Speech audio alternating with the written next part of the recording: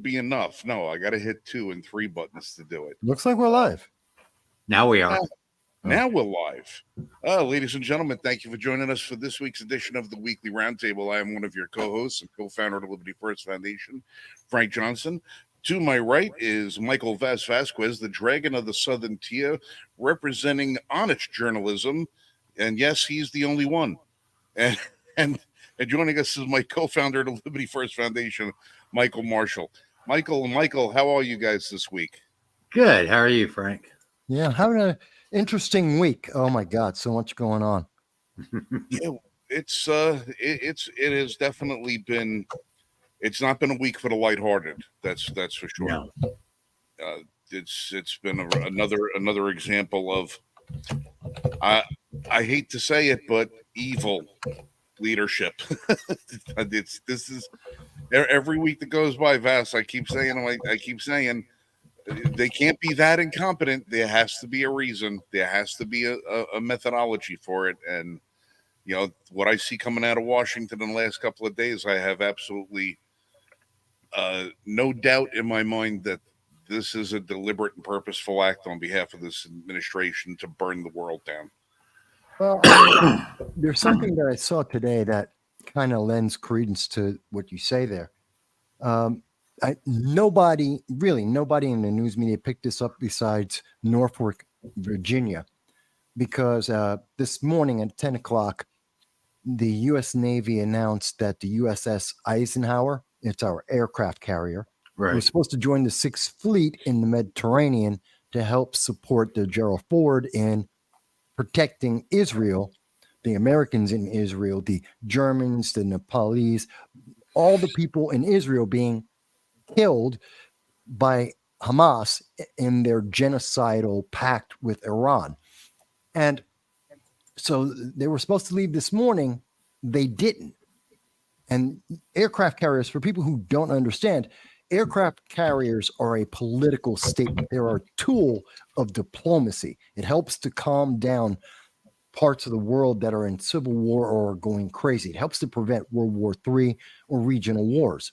So it's a big deal when they don't do what they were told, what everyone was told for the last 2 years, and most recently what they were going to do. And the reason, and this is the big thing, the news media, I think it was 13 News Now out of Norfolk, Virginia. I have the video for it. They said, do I still have that video? No, I don't. What they said is it's a 33-second video just saying, oh, they're not going to go. And the last thing they say in the 28th second of a 33-second video is U.S. Navy says that this is not directly because of what's happening with Hamas and Israel. And now here's the thing. Why would the Navy say not directly? So there is some part of what's happening with Israel, what's happening with Hamas, that stop a U.S. aircraft carrier from going to Israel, to the Mediterranean, and do what Joe Biden supposedly wants them to do. But then we just had Blinken guarantee that we are absolutely going to support you, but we won't send our aircraft carrier. What the hell is that about? And no one in the news media covered this. Everyone ignored this. And the Navy still hasn't come out with an answer. What's that about? Well, that's political retribution. That's what that is. Yeah. But that's like the Biden administration tacitly saying that they're supporting Hamas. I think that this has to do with Blinken having a backdoor deal with Israel, with Iran, to try and convince Hamas, hey, we're not going to send the aircraft carrier.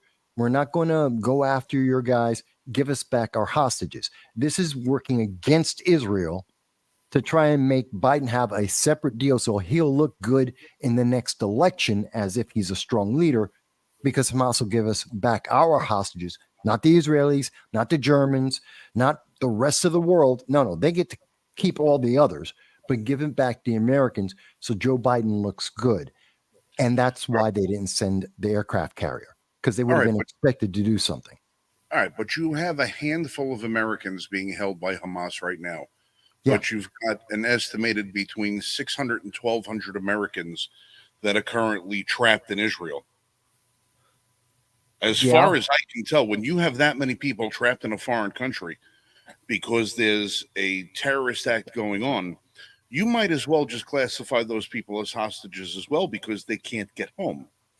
Well, They that can't. would They that, can't that move freely. They have been abandoned by their government by not being able to, by them saying, no, we're not going to send the aircraft carrier in and do what we have to do and support our only true democratized ally in the Middle East with an overwhelming show of force. We've basically abandoned those people there so that he could have a photo op to get back 10 or 12 people that Yeah. it. Well, think about it. That's better. That's almost as good as what he did with the Sudan. We got 300 people, but we've abandoned 15,000 this year. 10,000 in the Ukraine. We didn't get any of them back. We told them to just figure it out for themselves. And 5,000 still in Afghanistan, with the CIA confirming that at least 200 have been captured by ISIS and Al Qaeda and are currently being tortured to this Well, day at this moment. So yeah, well, this is par for course for the Biden-Harris administration. yeah, but this is likened to PETA. You know, people for the ethical treatment of animals, telling everybody that you have to treat your animals humanely, and then they go into adoption shelters across the country and take adoptable pets and euthanize them to the number of 15,000 plus a year that they do it. You know, they want to have the optic of, oh, look how wonderful we are, but they don't tell you what goes on behind the scene. And for them to come out, and now they turn around and they tell the American people that if you want to get out, you have to sign a promissory note that you'll reimburse the United States federal government for the expenditure it will be to get you home. Yeah, I saw you mentioned that. I didn't see where did you see that? I didn't see that. Uh, I saw it and somebody, it came out earlier yesterday, and somebody had to backtrack it, but I don't exactly remember where it was. By the time I saw it and went to save it, I lost the screen, and now it's backtracked and I can't find it again. But all I know is that it came out, and even Bongino talked about it too, saying that you have to sign a promissory note to cover the expense of your own evacuation. And see, why am I not surprised though? Because that's exactly the policy of the Biden-Harris administration to everyone in Afghanistan and in the Ukraine and in the Sudan. This is his foreign policy. This is what the United States has been saying country after country. Figure it out for yourself. The US government's not going to help you. Biden is not going to do the number one thing that he's supposed to do: protect Americans around the world. And our allies are watching this. And again, the aircraft carrier, the USS Eisenhower, this is a direct statement to Israel. You found it. You did? Yep. Where was it? Hold on a second. Well, I mean, it really should come as no surprise to me, that he's not doing the things he's supposed to be doing. Look at our southern border. Yeah. And here we go. Eyewitness News. That's WABC New York, right? It's Channel 7. Yeah, that's Channel ABC 7, New York. ABC New York. Yeah. So basically, Americans hoping to leave Israel with help from the U.S. must agree to repay government before departure. San Francisco, as many Americans in Israel try to get home, they're faced with more than just the challenge of how and when they can get a flight. I've only been here about a week and a half, and it feels like it's been almost a lifetime, said Manny Yucatel, locally known owner of Manny's in San Francisco. He first got in Israel last Wednesday. I came here to see family. They live here and to celebrate with them, Yucatel said. The holiday that was supposed to happen on Saturday was supposed to be one of the happiest days of the year for Jews. Well, there you go. So now you've got at least one media outlet confirming, what I mentioned. Now, how many other media outlets are going to pick up on that? I can't tell you. Peter says that's Channel 7 Chicago. I don't know if that's 7 Chicago. I don't know if it's the same. I don't know. I haven't been to New York City for a while, so I can't tell you what the stations are down there. ABC used to be the New York affiliate for Still is. Channel 7. So, Still is. but I mean, when you have the federal government basically telling people, you have to pay us to get you out. This is insane. But they'll grant you $2,500 a month in expenditures if you come across our southern border illegally with no vetting. And they'll give you a hotel in New York City. They'll spend $60,000 per illegal alien to put you up in a 4-star hotel. This is insane. Yeah, it says that this guy got an email from a government address. Says U.S. assistance to get out of Israel via plane or ship to either Germany, Greece, or Cyprus. Getting back to the U.S. after that is on Manny. The email says before departing, passengers will be asked to sign an agreement to repay the U.S. government. Yeah, that is ABC Chicago, by the way. And they reached out to the State Department to verify the email, and they referred us back to the Thursday statement.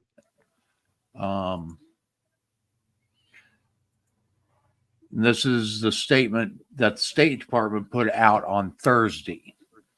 The Department of State has no higher priority than the safety and security of U.S. citizens overseas. Starting Friday, October 13th, the U.S. government will arrange charter flights to assist U.S. citizens and their immediate family members who have been able to book commercial transit and seek safe means of departing Israel from these locations. Individuals will be able to make their own onward travel arrangements to the destination of their choice. The initial transportation options will be augmented in the coming days. Senior State Department officials are actively working with airline carriers and international partners on how best to provide additional options to U.S. citizens seeking to depart Israel or conduct onward travel to the United States. U.S. citizens in need of assistance should complete the crisis intake form on travel.state.gov. Okay. Essentially, what they're saying right there is you figure it out. Figure it out for yourself. The United States government isn't going to help you. And notice that these are two stories between the USS Eisenhower and now with figuring it out. You have to pay the government to try and save your life. In both of these cases, these are local news. Norfolk, Virginia, this is Chicago.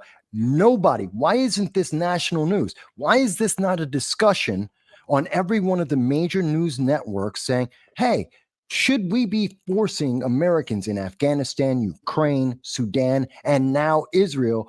Should we be forcing them to figure it out on their own and they have to pay the government to be able to save their life?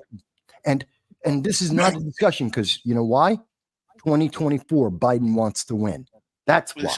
Why does it come? Why would it come as any surprise? Why the media doesn't want to report on what's going on? Because anything that makes Biden look even remotely bad is going to be swept under the rug and hidden, and that's going to be it. It doesn't matter what it is. I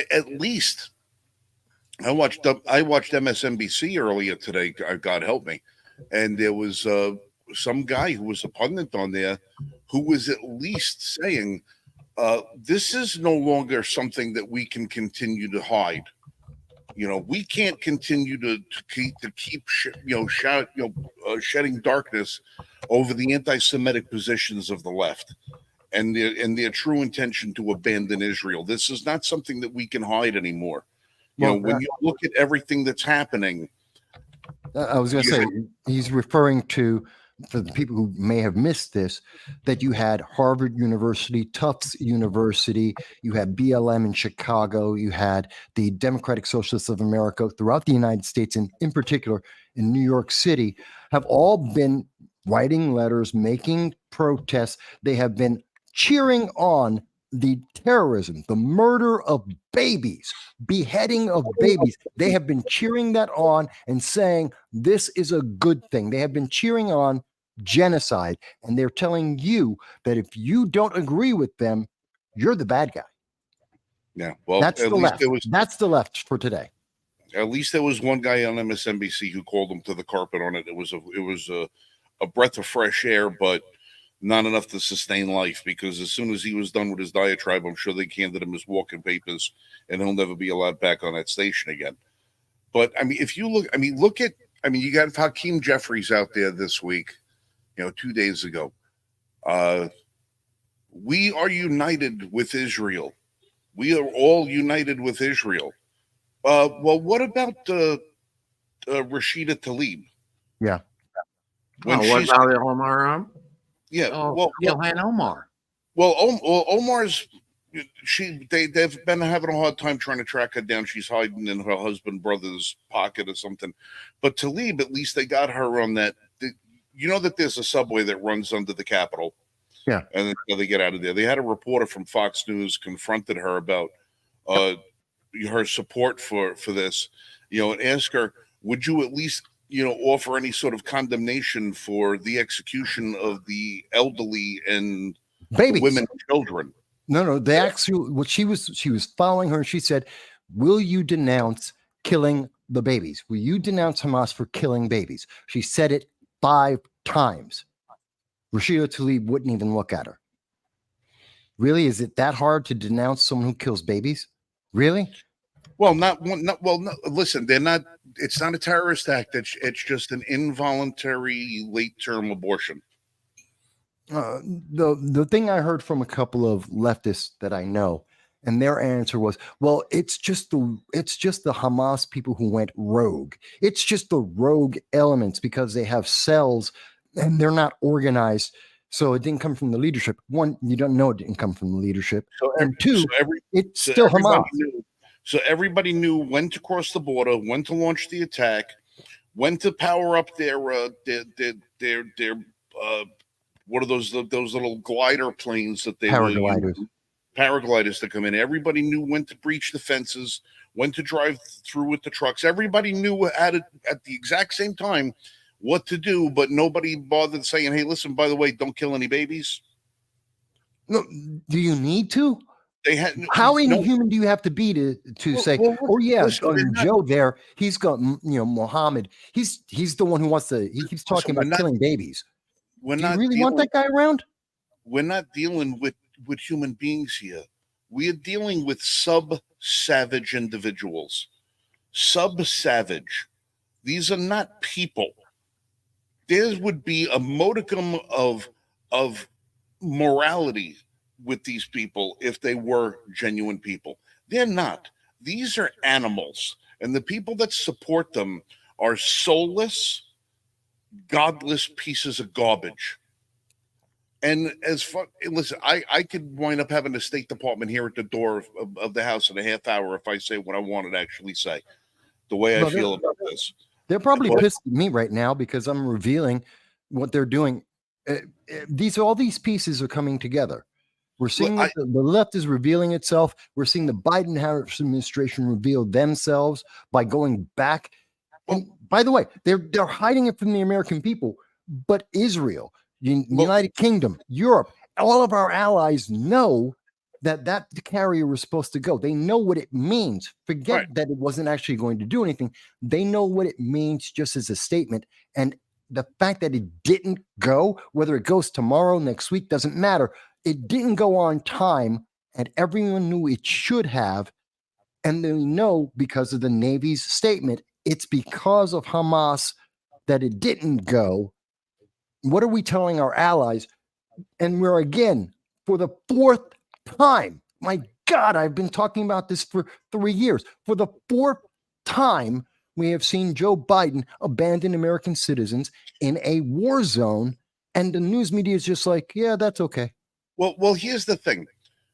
When American foreign policy, if you break that down, is American foreign policy. America is supposed to dictate the terms of American foreign policy. This is how we're supposed to conduct ourselves among the world. This is what we are supposed to do. Since the Obama administration, the Democrat Party has allowed foreigners to dictate foreign policy. Foreigners have set the standards, and the Democrats have gone along with it. From them capturing and killing people all across the country to America paying ransom for people. Letting out all of these people so that we could get this one back or that one back. You think that Hamas didn't take notice of the $6 billion and the five No, people? no, they didn't do it because of that. That No, the but $6 billion was for the Iran nuclear deal. right, It wasn't for the I'm hostages. not saying it was that. I'm saying, do you think they didn't notice it? When they notice weakness, it emboldens them. Yes. We have the weakest administration since Obama because Obama's still in there calling the shots. You've got these people that are willing to capitulate to every terrorist on the face of the earth, give them everything that they want so they can have little photo op moments in the Rose Garden and screw the rest of the planet. Screw the American people, screw the country, screw the thousands of Americans that are left all over the place. They want to have their photo op. And dare I say, they probably want their 10%.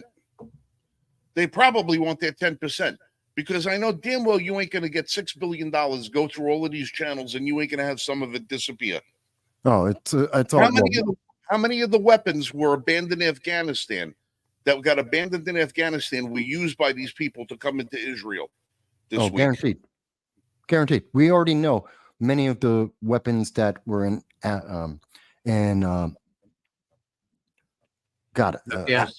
Afghanistan. Sorry, my brain just went to like 5 different countries. But we know for a fact that the weapons, U.S. military weapons, M16s, M4s, we have seen pictures, we've seen them being shown throughout Africa, everywhere that ISIS has a connection, everywhere that Al Qaeda has a connection. We have seen these weapons, and we've seen that obviously in Iraq, in Afghanistan, and Hamas too. And by the way, that $6 billion, how do you think Hamas paid for the 8,000 rockets, more than 8,000 rockets that they have fired, all of them bought from Iran?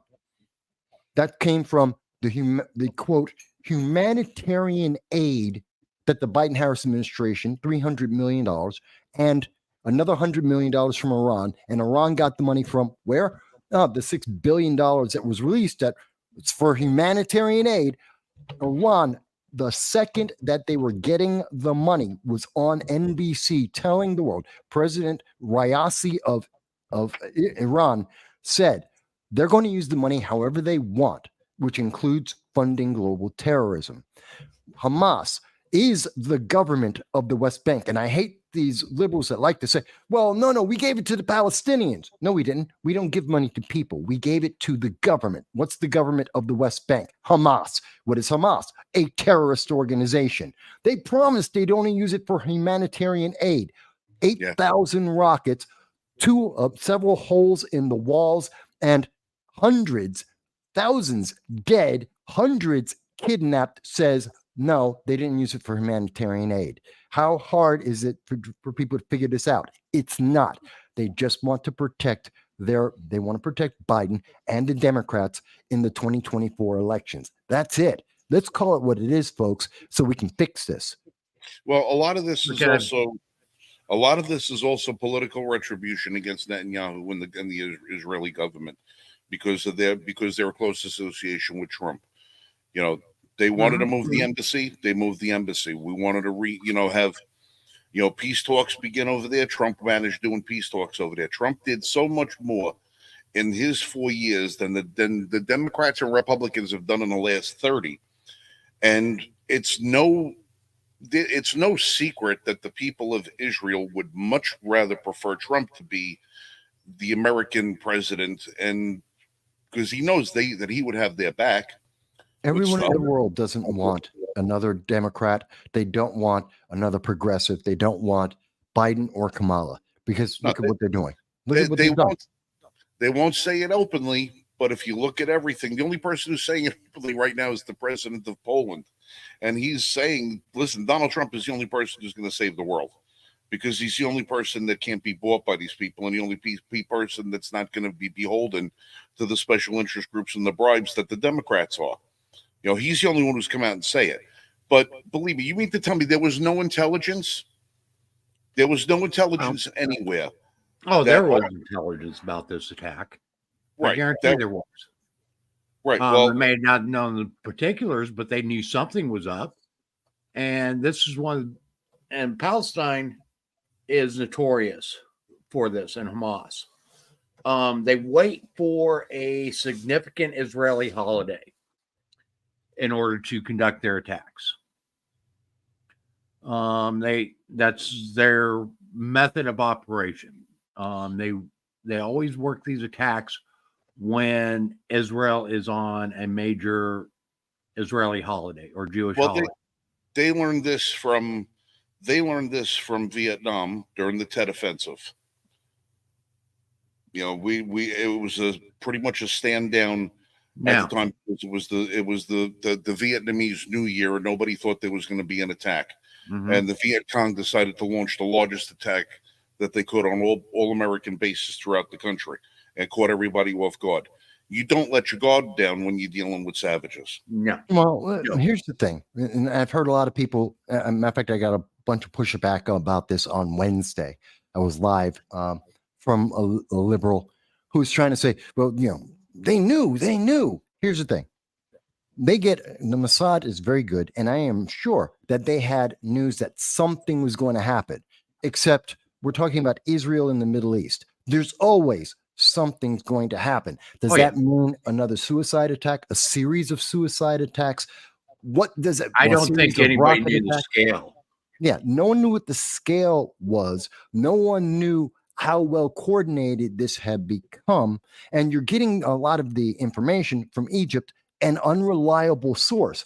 Egypt is not Israel's friend. They never have been. So you can't just go by them. So I don't buy that aspect of it when people want to say, well, see, they must have. So it's Israel's fault. This is the way they justify what Hamas did. Let's dig in, because you said something, Michael. We're getting a lot of this information from Egypt. Yeah. Okay. Egypt is one of the governments that helped form Palestine. They're also along the ones with Syria and Jordan. All the guys who lost in the 6-Day War. Yeah. Exactly. Is Egypt, Syria, Saudi Arabia, Jordan, and there's one or two others. Egypt, and there's another one, UAE. Okay. Essentially, they are the ones that formed Palestine. Okay. These are the Palestinian people. To an extent, yeah. A lot of them are Egyptians. They're also the people that nobody in the Middle East wants. Yeah, well, that was the whole idea. Now, get rid of their unwanted and stick them over there. The nation of Palestine, which really isn't a nation, it's territory. The state of Palestine was established right after World War I, when the Ottomans, who basically occupied those areas, were ousted. Right. Okay. And the UK came in and set up the Palestinian territories. Tried to. And they were ruling over those areas as a part of the League of Nations. This was a settlement. Okay.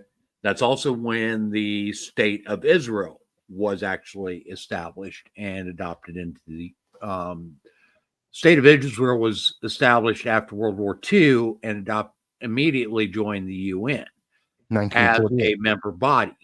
Yeah. The state of Palestine currently is accepted into the UN, but they are only an observing body. Okay, so they aren't allowed to do any votes or anything else. They are allowed to observe. That's a way of saying that you're not officially a country, but yes, you have some friends. And everybody calls them an occupied territory. Okay, it's the occupied territory of Palestine. Yeah, it's not. Is what it's been known as. Now, again, Palestine, the Palestinians aren't really their own state. They are a conglomerate of other nations. that are trying to steal this land away from Israel. And that's what everybody needs to be cognizant of. Okay, if you go back to biblical times and so forth, you really don't find a Palestine. You find the Israelis, you find Jewish people in Judea. Well, you had the Egyptians and a bunch of the Arabs as well. Well, he's talking about in Israel. Oh, no. There is no Historic Palestine. 2,000 plus years, that land has been occupied by the Jewish people. Right. Mm. Okay. And the Arabs have always been trying to take this from the Israeli people. Okay. Or from the Jewish people. And essentially, what it comes back to is in 1917, these borders were established by the League of Nations for the state of for the occupied territories of Palestine. Okay, and they were occupied by the UK, the British.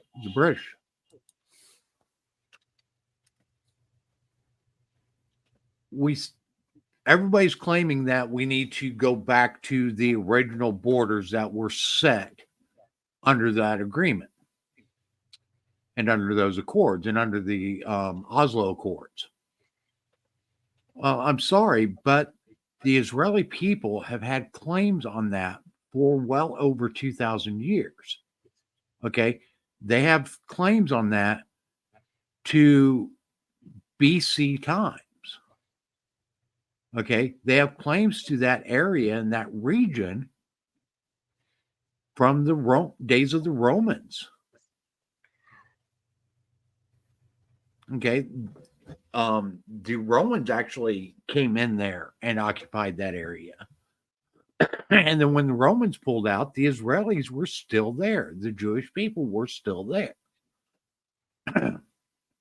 Now, another thing we need to also know is that this area is also known as the Fertile Crescent. Mm-hmm. And that's one of the reasons why these Arab countries want this area so desperately, is because it is the Fertile Crescent. It's one of the richest areas agriculturally and productively in the region. So this is what kind of transcribes this, what's going on here. Okay, there's a religious component to it. There is political components to it, but a big part of it is the resources from that area. Let me mention something because I see it in the comments, and I know this is something people have talked about. What's the past, what you're describing, Mike, the origins of some of these conflicts isn't we're not saying that as justification for what's happening today. It's the context of why we are continuing to see these fights, why they don't just end, why they are saying that there's so much religious fervor behind it, why Iran continues to use this and use the Palestinians as a leverage to be able to continue this fight, and why they call Israel the little devil. So it's not that this is why we should be supporting Israel. That's not the thing what Mike's discussing right now. No, that's not what he's doing. He's giving you context about why this is an ongoing, continuing fight. And here are some of the elements in it that continue to prevent modern current politics or political discussions, peace deals, why that's all very difficult, on top of what we're seeing right now, which are some of the things that I've been speaking about. I think that needs to be said just for clarification. No, Agent Black, this conflict's been going on for millennia. Okay, it's been going on for over 2,000 years. And it literally started when the Egyptians literally had the Jews as slaves. And that's another component that you never hear anything about, is how the Arabs literally took Jews as slaves. But Okay. but here's my thing, Mike, and for everyone. Many people will discount the past, the ancient past. Right. Fantastic. Some people want to say, well, it's just 100 years or the last 200 years, or you know what? I'll even throw out all of that. Let's deal with what we're talking about right now. If we throw out all the context, if we throw out all of the past, fine. Then let's just look at it from today. What's going on current day in this political battle? And what's happening right now is Iran hates and wants to destroy Israel and America. They have made it very clear. They've been saying it for 40 years in a row, no matter how much money we give them. And every time they get money from us, directly and indirectly, they use it to fund global terror through the Islamic Revolutionary Guard Corps. And we see global stability go down. We see people die, and we get threatened every single time. And this is yet another example of that. They have used Hamas, which is a terrorist organization, and they use Hezbollah because they're a terrorist organization. They use the yellow. That all of the nations around there don't care that Iran is doing it because they hate Israel too, and they hate the United States as well. So we have no support there. This is a problem because that's why we need strong leadership, and we need a very clear and defined political foreign policy, which we do not have. We do not have a strong leader. We don't have a strong policy because no one can tell me what the policy is. And that's the root of the problem. And that's why it's bad for the United States. And something that a lot of people don't realize or understand too. We literally helped fund this attack. The United States. The United States this year alone has sent over $1.3 billion to Palestine.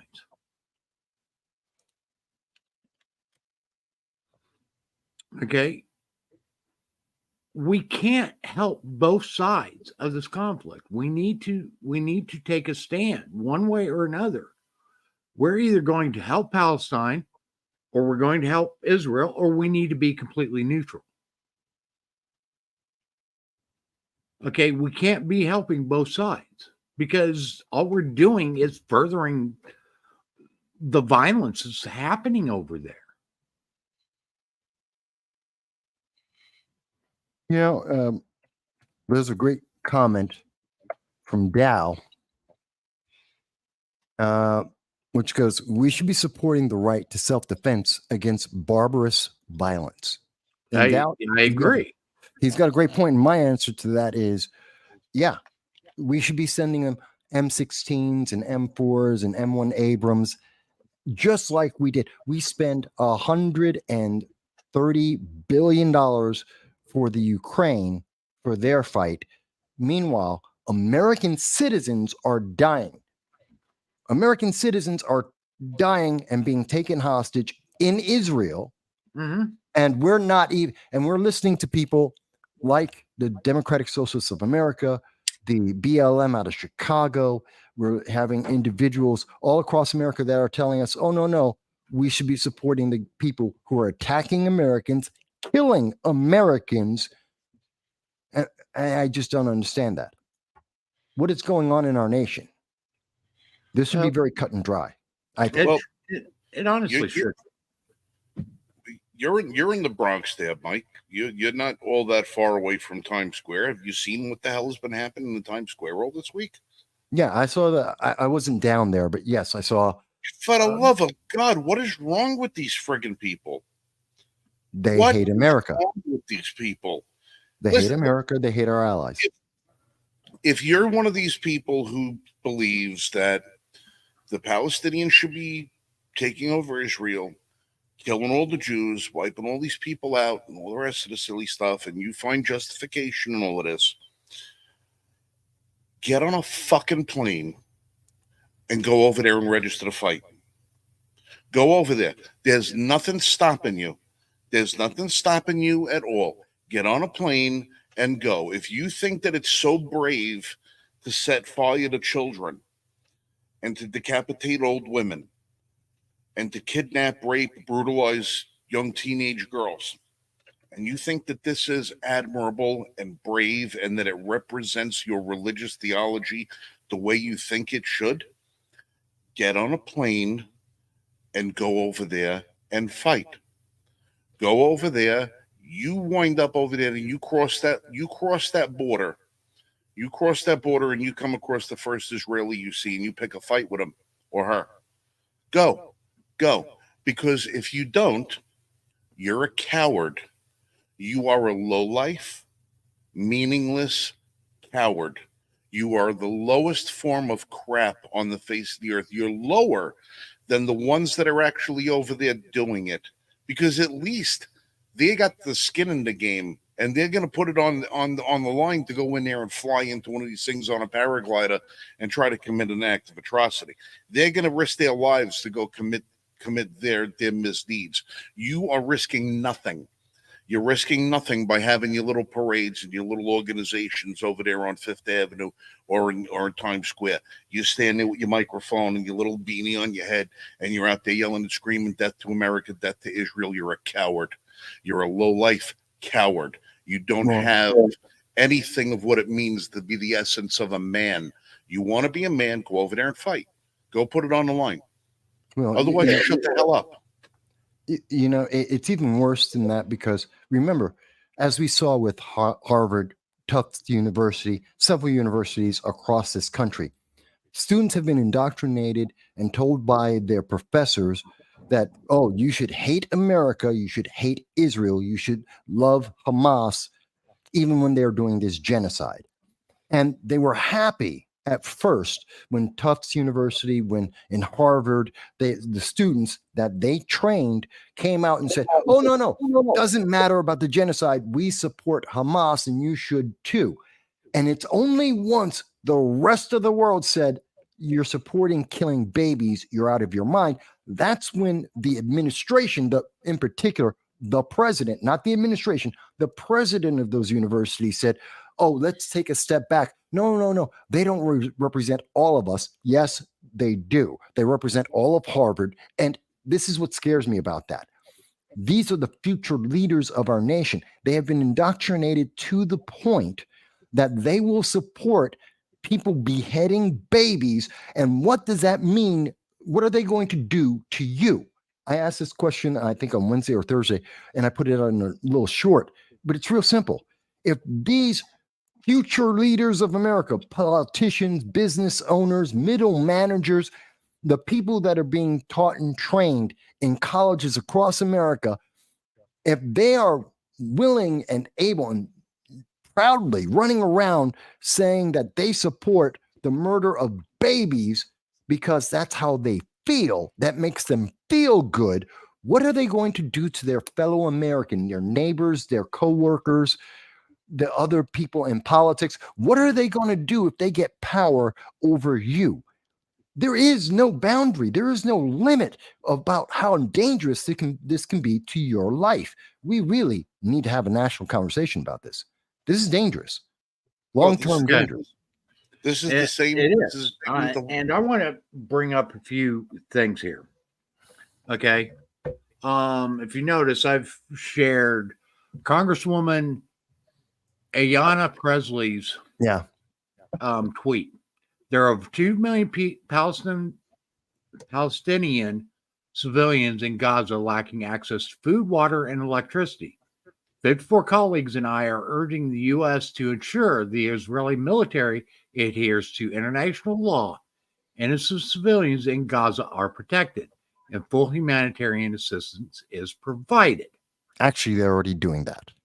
Okay, let me point out some things here.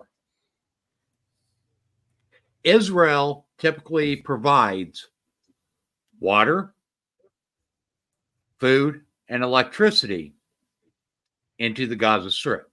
Yes. Israel also is obligated in protecting its civilians not to provide aid and comfort to the enemy.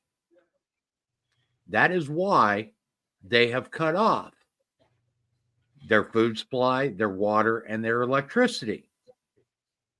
Why would any country supply the people that are attacking them with the tools that they need to continue those attacks? Oh, where are these 2 million Palestinian civilians to stop Hamas before they committed these attacks? One tweet. Where are these 2 million One people tweet says, why can't 1.1 million Palestinians stop Hamas? We're not supposed to ask these questions. We're not supposed to think about this. We're just supposed to say, yes, yes, Democratic Socialists of America. Yes, BLM. Yes, radical leftists in college. We're just going to obey you. Tell us how we should feel next about everything in our life. We're just going to be led down the road without saying anything. We'll just say yes and do what you say. I'm sorry. No, that's not an American thing to do. That is inappropriate. And hell no, I'm not going to do that. Okay, so trending right now on Twitter is Gaza genocide. I thought it was the day of jihad, because today is International Day of Jihad. Okay, Day of Jihad's also trending, but this is Gaza genocide.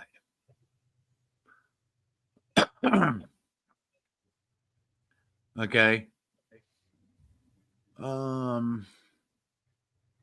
And actually, Gaza genocide is kind of interesting because it's actually supporting Jewish. It should. Okay, because essentially Solomon Ahmed, the Israeli woman who was a Hamas hostage with her 2 children, speaks out. She says, they provided clothes to cover myself. They helped my children. The Jewish woman who's released by Al-Qassam with her 2 children, the resistance fighters provided me with clothes to cover myself and on my way back from where I was arrested. A Qassam fighter was carrying one of my children on his shoulder and I was carrying the other. Okay, so no, it isn't pro-Japanese or pro-Jewish.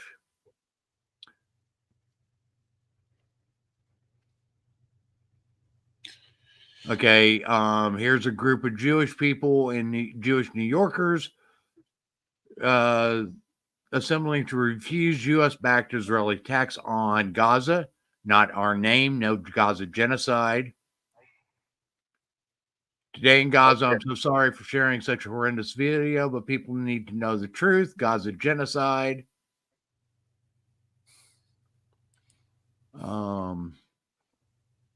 So yeah, there's a lot of trending things trying to portray Israel as the bad guys here. They're trying.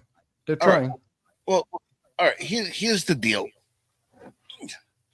I'm about 6'3", 6'2" and a half, 6'3". I roll in at about 275 pounds. I got a right hook that would probably be able to cave in most adult male faces if I put my weight behind it. I got a hell of a good punch. You know how many people I punched today? Nobody. You know how many people had to try and throw a punch back at me? Nobody. If the Palestinians weren't throwing punches at people who know how to hit back harder, they wouldn't be getting hit. Stop picking a fight versus the bigger guy, and you're not going to have to worry about getting hit. Stop launching missiles from the backyards of residences. Stop launching attacks from hospitals and hotels and apartment buildings and schools and where children are. Stop using civilians as shields, and you won't have these problems. Every one of the images that you see over there, half of them are probably self-inflicted or at least staged. We've seen those videos too. You know, how they position little kids in certain positions and make them look like they got all bloodied up. They take photographs like, oh, look at what the Jews did. And the kid jumps up and runs away. these are self-inflicted wounds. If you don't want to get attacked by the bear, don't go poking it.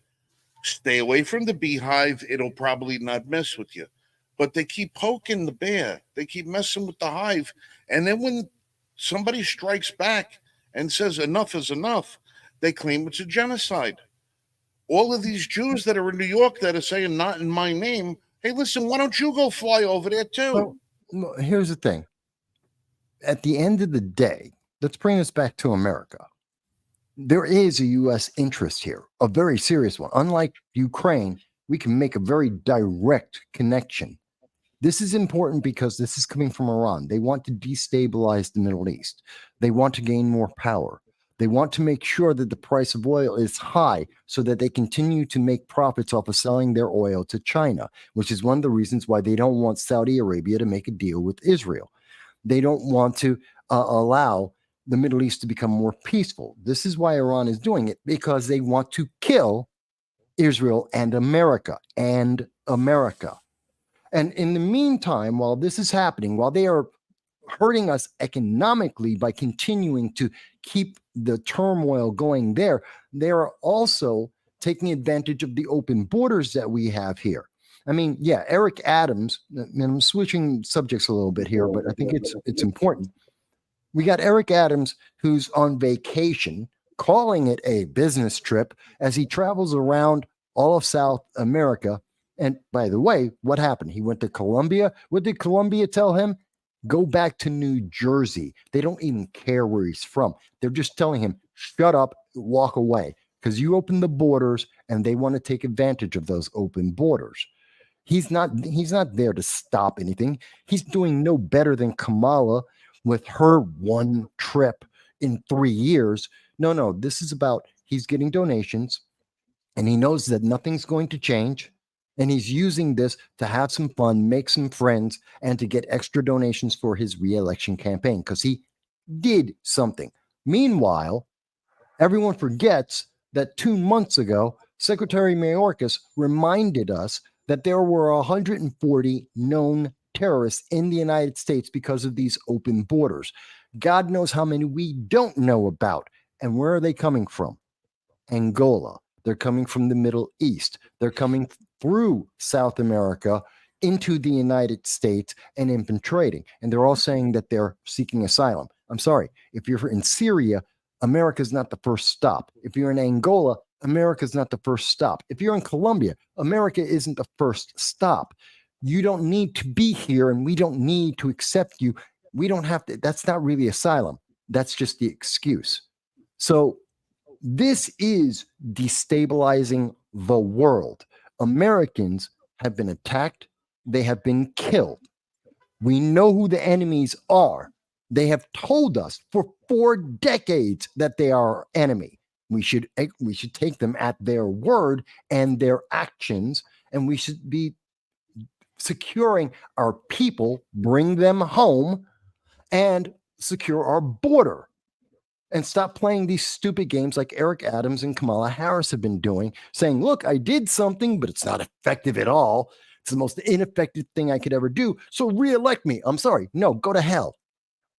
Close the border, protect our friends and our allies, and bring our people home from 4 nations now. 4.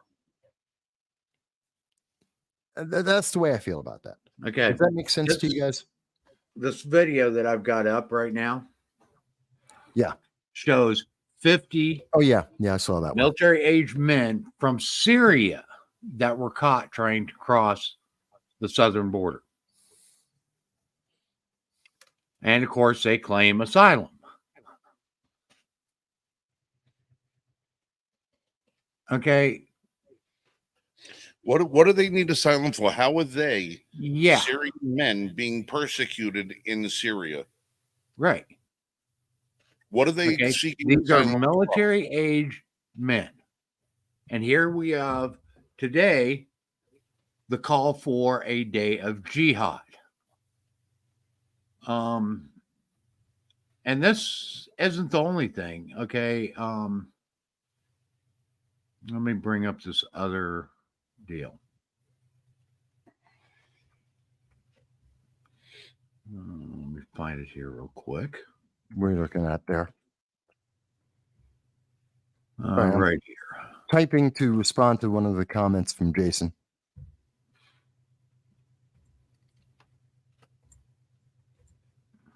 So, This is at UCLA.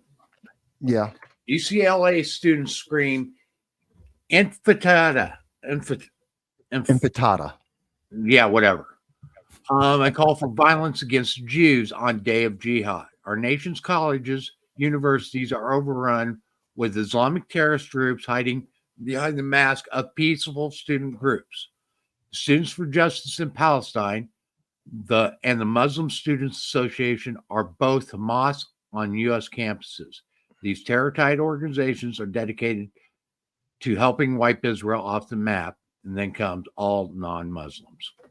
Yeah, I've seen this. And again, this is why I was saying the universities are a problem. Think about it. You just mentioned UCLA, Harvard, Tufts. We can go through college after college after college, places like Brooklyn College, the City College of New York, Broome County. You can go to college after college, large and small. And what we will see is the same thing, whether it's a state college, independent college, doesn't matter. We are seeing a generation being groomed to hate America, to put American lives as non-existent. Every one of these kids who are saying, "Oh my God, yeah, we got to," they have completely forgotten about the 22 Americans that died, the hundreds that are being captured and used as human shields. They have absolutely no compassion for any one of them. And if you ask them, "Oh, by the way, do you have any compassion for the people, the Americans that died? Do you have any compassion for the hundreds of Americans that are being tortured and being used as a human shield?" They'll look at you and go, "What are you talking about?" Because they don't understand. They have never been taught to actually critically think about what they're doing and the consequences. And these are our future leaders. We are making America weak by the moment, by this entire process. And we have idiots like Eric Adams and Kamala Harris that are taking advantage of all this to get reelected, to just make more money and to allow this to continue, this poison to continue to infect America. And then you have political leaders doing this. The massive expulsion of over 1 million people in a day is ethnic cleansing. What? No, it's not.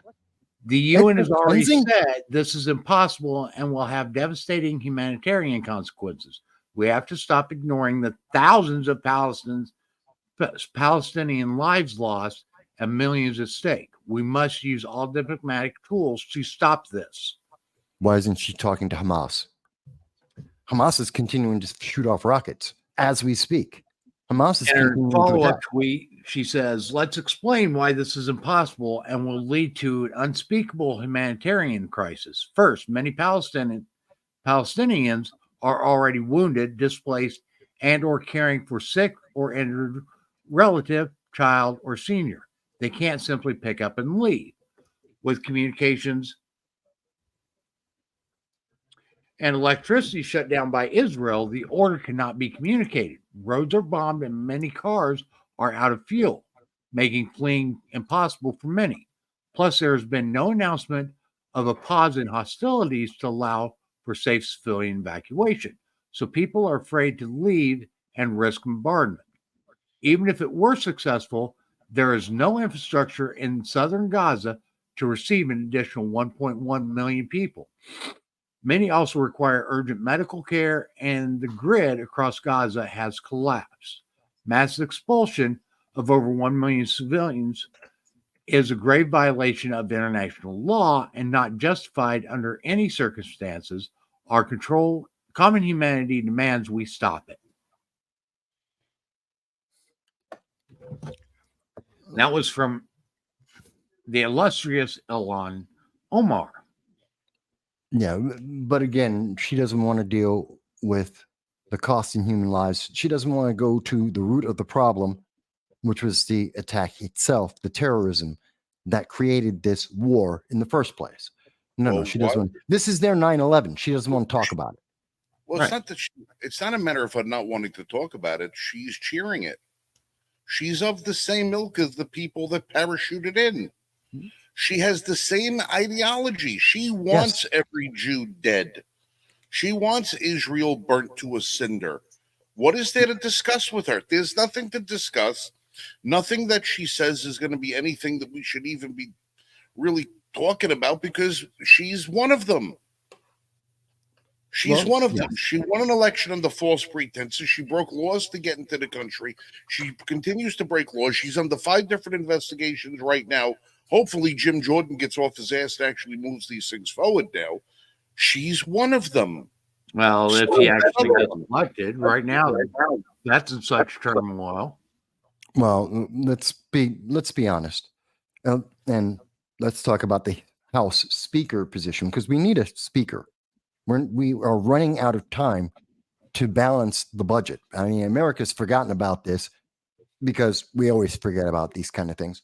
We still have to do something. We have a continuing resolution that's counting down. We're under 30 days left before the government shuts down. We need a speaker so that we can actually have votes and try and resolve this.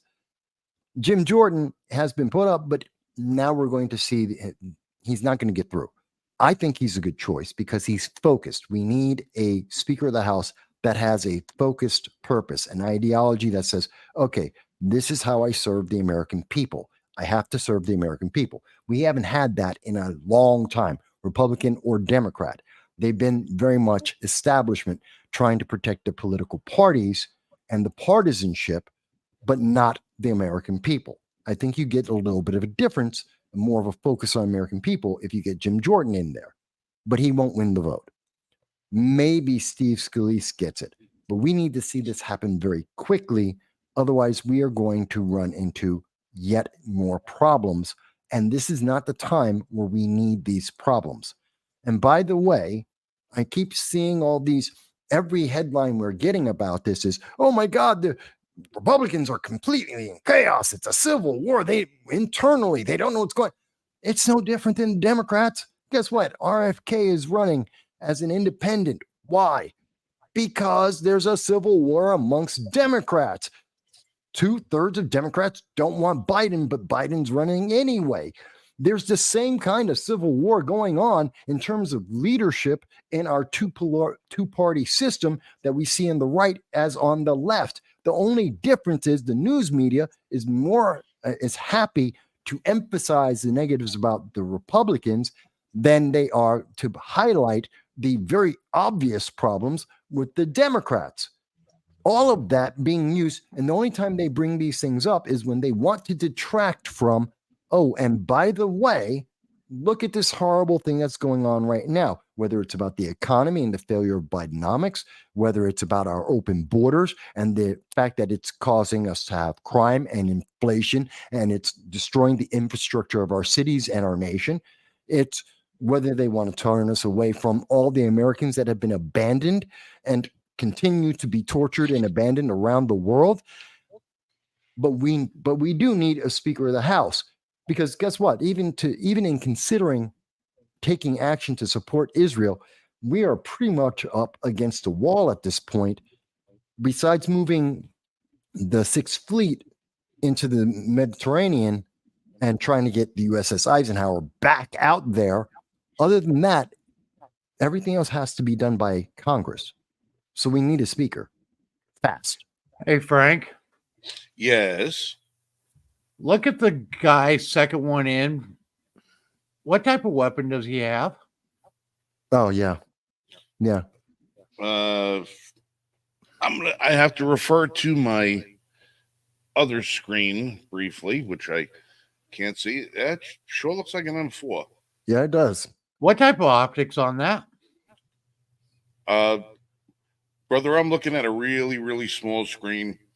I can't really zoom in that much. Hold on. Let me see if I can zoom in a tad bit here. Ooh, where the hell is it?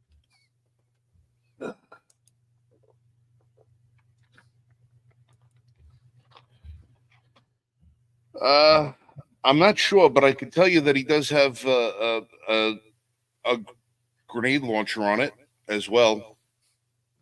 Yeah, that's looks like an ACOG to me. But he has steel magazines. He's got the lightweight buffer tube stock on it. He definitely has that's an American grenade launcher on that thing too. Yeah, that's something that was abandoned in Afghanistan. Yeah. Yeah. Kind of interesting. Yeah. All right. So just remember, Americans, they will do everything in their power to make sure that you do not have the ability to defend yourself, your family, your community, and your nation.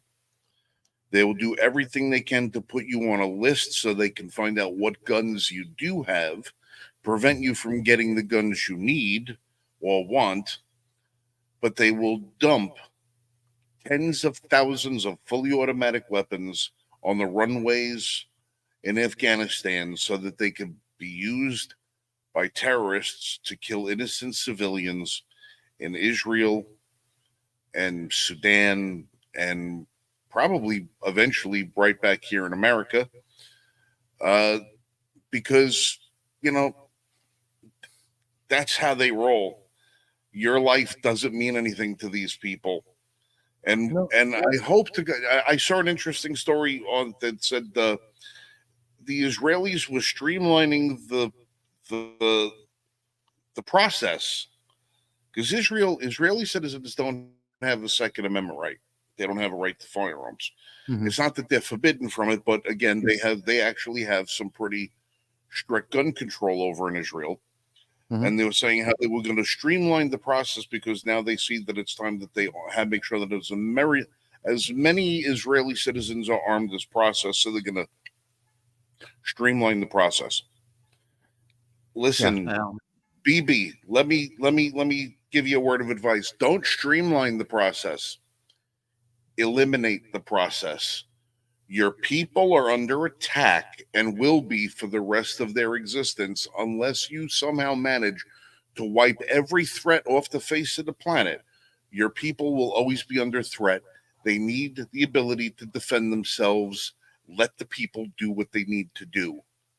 You will not have this kind of thing happen to you again if every home in Israel is armed to the teeth and the people are trained to defend themselves. It will not happen.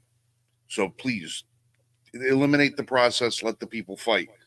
It's worth noting that what is the first thing that they did in Ukraine? They started handing out fully automatic weapons to the civilians to try and repel the Russians.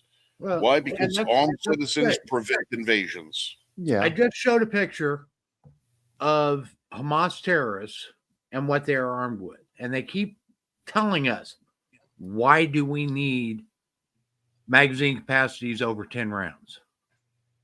Yeah. Why do we need AR-15s? Why do we need blah, blah, blah, blah, blah? Whatever. Because the criminals, the deranged, and the evil have these weapons. That's why. Exactly. But here's the thing. You know what they're busy trying to do? And they're trying to make this a story, by the way. This is the thing that's coming around in New York State right now. This is a councilwoman. She happens to be a Republican councilwoman, which is hard as hell to have here in New York City. But Ina Vernikova, she just got arrested. And because she's a councilwoman, this is the photo. This is the reason why she got arrested. They did arrest her? Huh? They did arrest her? Yes, they did arrest her because she has a concealed carry permit. And as you can see in the photo right there, and City and State, a Democratic meaning news publication, was adamant about, oh my God, this is about white privilege. This is about injustice. She has a concealed carry and there's a firearm and she's right there at a protest against Hamas. She is protesting against Hamas. And how dare she, a city councilwoman, a woman, in New York, high crime New York, is going to a protest. She's a political figure in a very Democrat progressive region of she's in Queens. And how dare she have the ability to protect herself? And she happened to also show up at a protest. Mind you, did she take the firearm out? No. City and state Democrats, the Democrats are saying, "Oh my God, that's an act of menacing." Not be she didn't violate most of the things. She didn't threaten anyone. She didn't endanger anyone. No one was harmed by this. But merely for the fact that she had the firearm, they're saying, well, this is an act of menacing in New York State. Oh, because I can see a gun. So therefore, I'm intimidated. I'm threatened. She's not trying to intimidate or threaten anyone. She's not a threat. She looks pretty calm to me. Huh? She looks pretty calm to me. Yeah, she's a councilwoman. They had video on her the entire time. But no, because she's a woman, they're like, she's privileged because she's a white Republican woman, as they like to say. And so she has to be arrested. She must be arrested. Mind you, they're not worried about arresting all of the George Floyds running around the Bronx in New York. They're not worried about arresting the drug dealers that are causing children to die because of fentanyl. They're not worried about the crime that's going on in this city, the way our city is being destroyed by illegal aliens, the homelessness, prostitution that's going on because of that. No, those people are perfectly fine. That's okay. Let's do more of that. And this is happening at Brooklyn College on public property, public street. And they're more upset about her being there and they can see the gun than they are about the fact that there are students at Brooklyn College that are supporting the murder of babies. This is how they change the subject. All right, This is well, what I'm looking to do. I'm looking this They're up. not only supporting the murder of babies.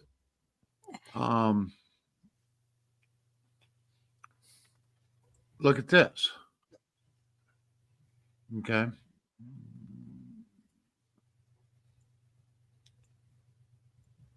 Well, we're waiting for that to These come are up. Hamas terrorists. These are Israeli babies.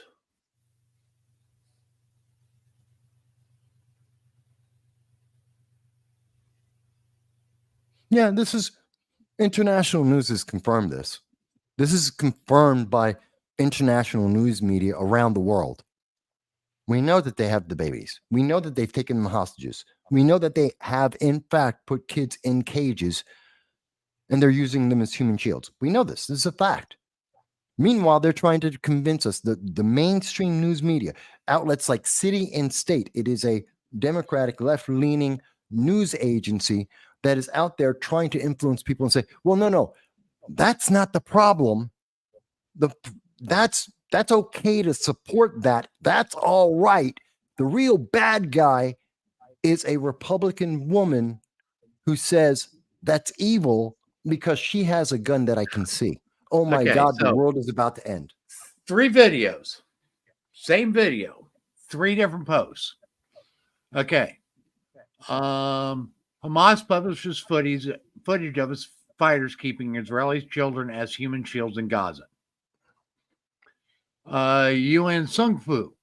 So do you think Hamas have any humanity left, or is it mere propaganda? Your opinion, please. And this one, full video showing Palestinian fighters taking care of Israeli children.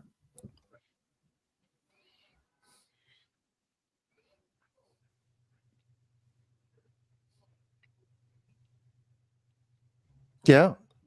Okay. Yeah, they got the videos. I get it. So they've literally taken this video and tried to spin it 3 different ways. Yeah.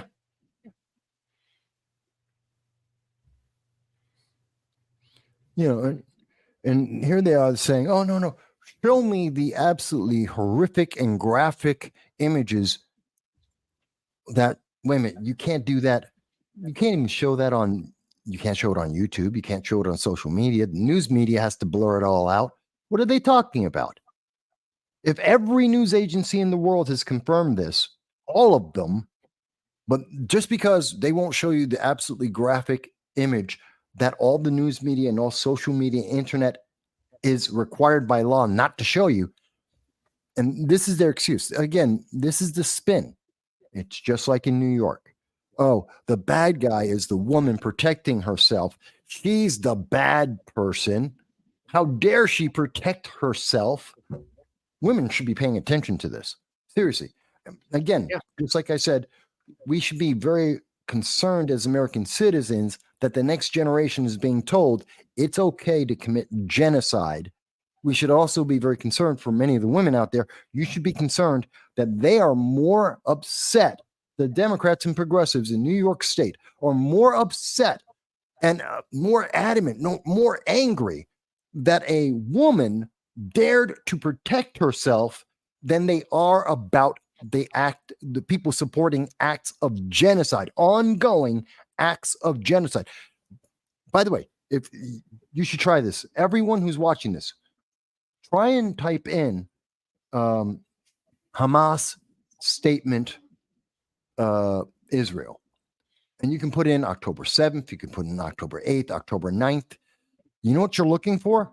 Hamas made a declaration. They made a statement justifying, or at least attempting to justify in their twisted minds, why they're committing this atrocity.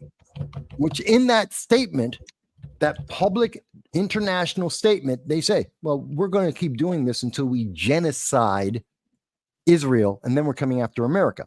They say it very clearly. This is their mission statement. This is who they are.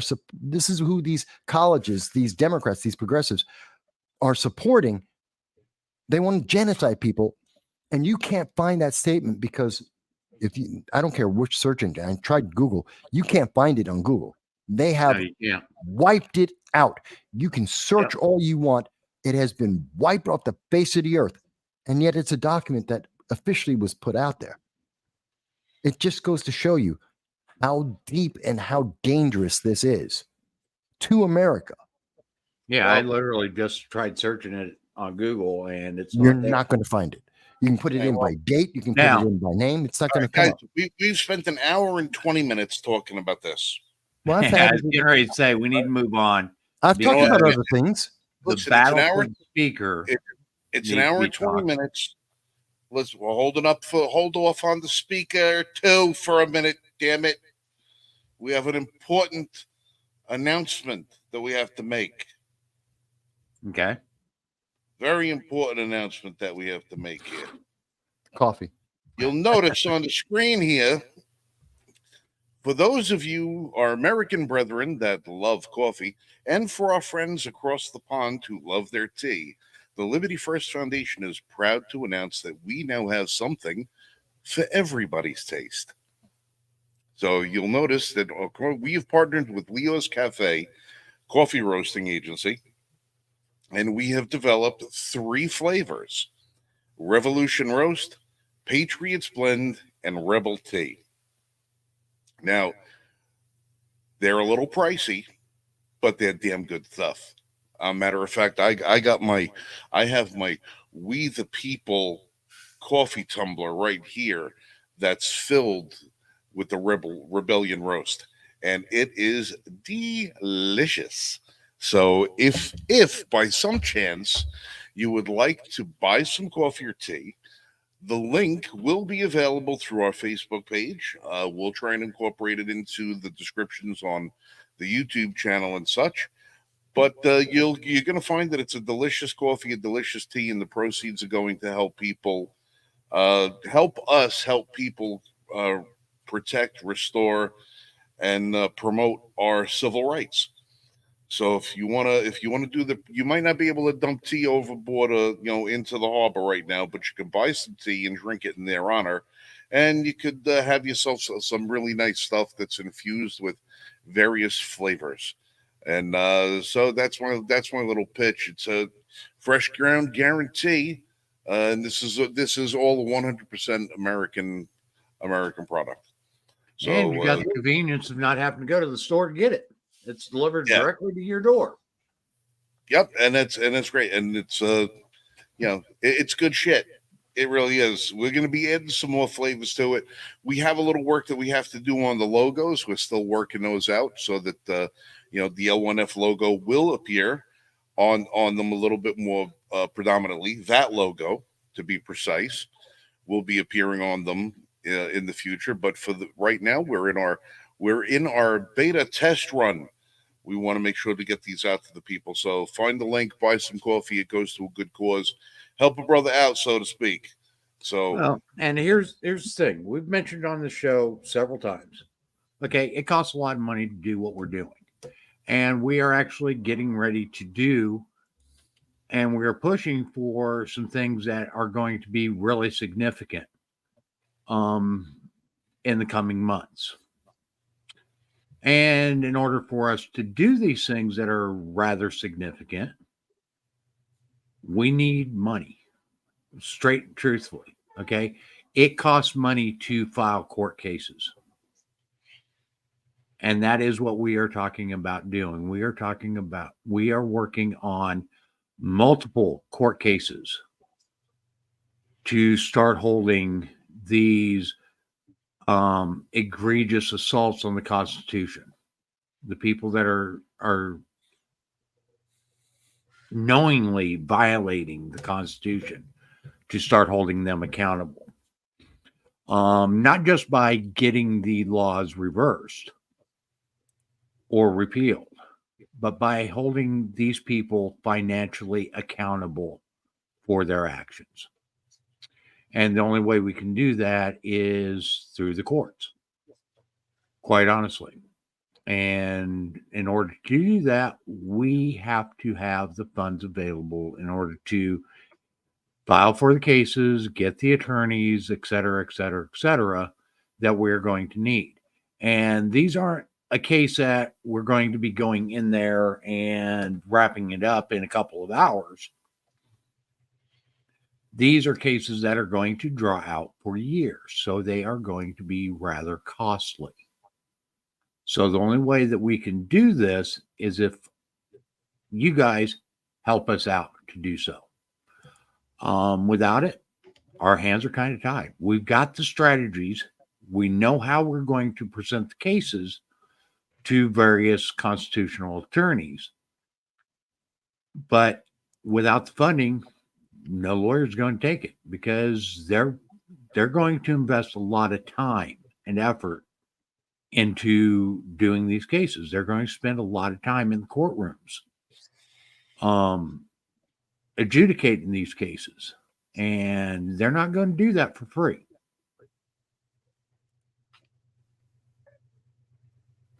True. It's very true. Yes, Agent Black, we are going to look at getting that set up. GoFundMe, specifically for this purpose. But honestly, folks, see, one of the problems that we have when we speak about looking to go for public funding when it comes to all litigious initiatives is that a lot of what we're working on, we're trying to hold so very close to the vest that if we were to allow people to understand what our strategy is on a lot of the suits that we're going to be bringing, it would give our opposition a lot more time to try and prepare for it, that they would know that this would be coming. right. And you have to remember, the opposition has an unlimited amount of funding behind them. It's called taxpayer money. And as long as they have the ability to spend your money and mine to deprive all of us of our rights, they'll be able to launch any defense that they can. So the worst thing that we can do is telegraph things.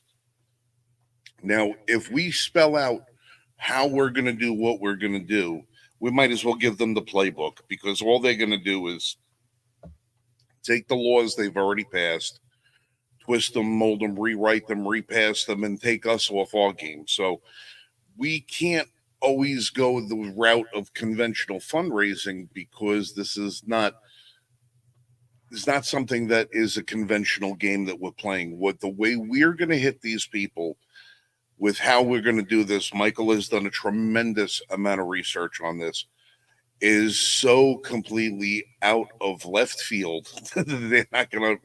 They're not going to know what to hit, how to even respond to these things when we do hit them. So we need a little bit of public trust. Now, in going along with public trust, there's other things that we have been trying to put together for quite some time, and it looks like they will be coming together in short order, because the most important thing for us to have with the people is credibility. We want to let people know that when we say we're going to do something, we do our damnedest to get it done. And the more credibility that we have, the more trust we have with the people, the more likely that everybody's going to be to try and help us out. When we say, hey, listen, we need your help,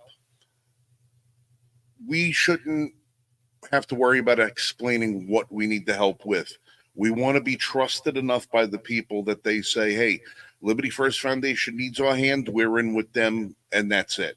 I have friends that I say, it doesn't matter what they ask me. Whatever favor they ask me, they never have to explain it, because if they ask me to do something for them, I'm going to do it because I trust them. I trust them with my whole heart, and I know that it's going to be for the right.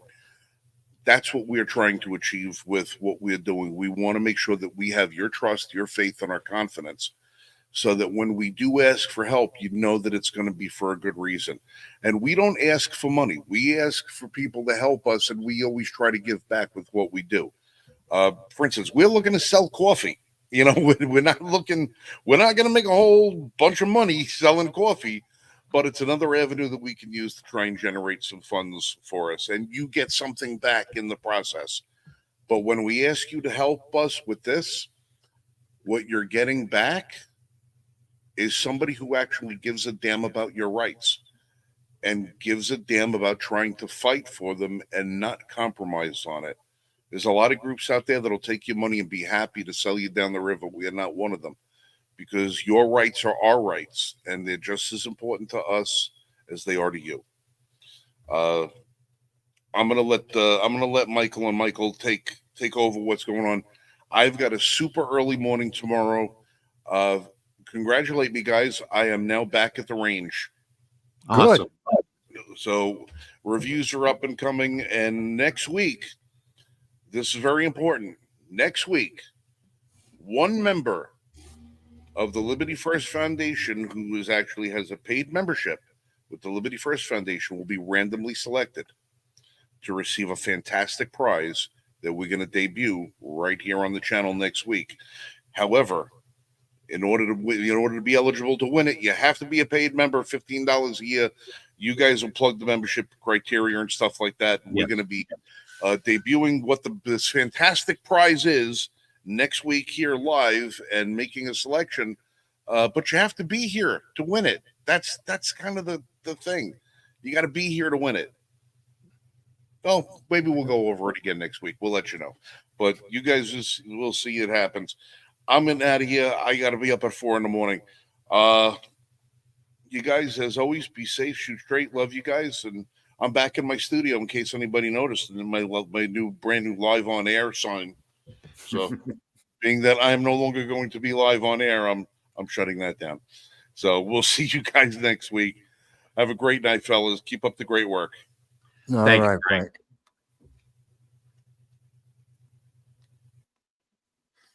Okay. All right. Dahl made an interesting comment. It's got a couple. Yeah. Here. Okay. Taxpayers should have power to defund the government. And I couldn't agree with you more. In fact, Dahl, before they set up the Institute of the IRS and other organizations to enforce their egregious taxation on us, that was our first means of redress against the government, was the withholding of taxpayer money.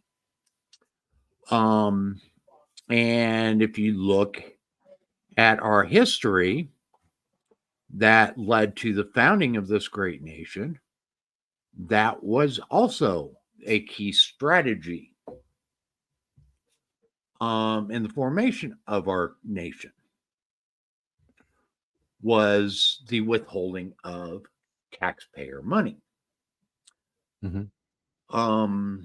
But they have made it so that it is impossible for the ordinary taxpayer to be able to withhold their taxes.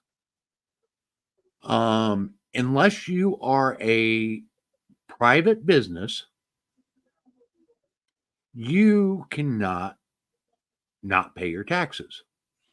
If No, you yeah. are employed, your taxes are automatically withdrawn from your paycheck before you even see your paycheck. If you are in a corporation, you are required to pay every quarter X amount of dollars as an offset to what you will owe in taxes at the end of the year. If you fail to meet that quarterly tax or quarterly payment, your corporation is dissolved.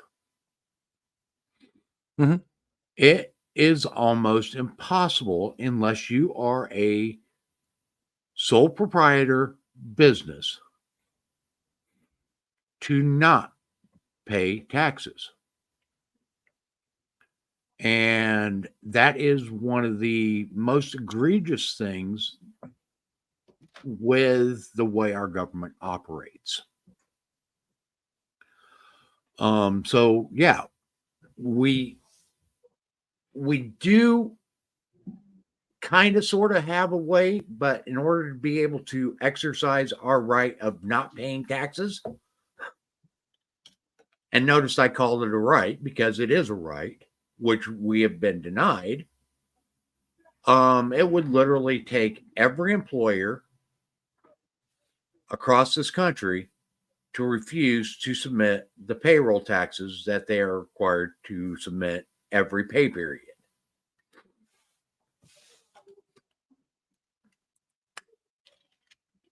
Now, you could go in and try to get your W 2 adjusted, or no, yeah, your W 2 adjusted and put on there all kinds of dependents and so forth, where that money isn't taken out of your taxes, but guaranteed somebody will be knocking on your door accusing you of tax evasion. Oh yeah, guaranteed. And right now, one of the things that is going on is Microsoft has reportedly not paid $28 billion in taxes For which year? since 2017. Ooh, so quite a few years. Yeah. Now, Microsoft has claimed that they have followed the law and have paid the taxes that were due, and in fact have paid an additional $10 billion, which would reduce that $28 billion to $18 billion. Mm-hmm. But what the IRS is accusing them of is spreading profits because they are a multinational corporation and they have the ability to take and put more profit. And this is what the IRS is claiming, is that Microsoft has put more of their profits into countries where the taxation is less burdensome instead of keeping them in the United States where they should have stayed. Well, gee, what company wouldn't do that? Because I mean, here's the thing. Oops, where am I? There I am. So here's the thing. Look at that number. $33.5 trillion. Mm-hmm. IRS they need money. Everyone knows, every business knows that they're trying to squeeze every dime they can because they can't afford this. It's not sustainable. They're spending No, it's not. $6 trillion $6 trillion a year. They only get, what is it, 4 trillion from everything. That's businesses and personnel. We can't afford this. So yeah, if it were me and they're trying to increase the taxes on a regular basis, I have a choice. I can go to Ireland and have lower taxes, or I could have it in America. Mind you, this is just money that the government's just going to take. It doesn't help my business, doesn't help my shareholders. It doesn't have a return for me. It's just money going out the window. And United States is going to give that money to a bunch of illegal aliens sitting in a 4-star hotel. Or I could reinvest it and hire more employees. Gee, which one do you think I want to do? I don't blame any company internationally for trying to do this, and every company in the world is trying to save as much money as they can because the government's They going to have waste. an obligation. They have an obligation to their shareholders. Yeah. Now, a lot of people will try to come back and say, well, those greedy investors, that's all they worry about is money.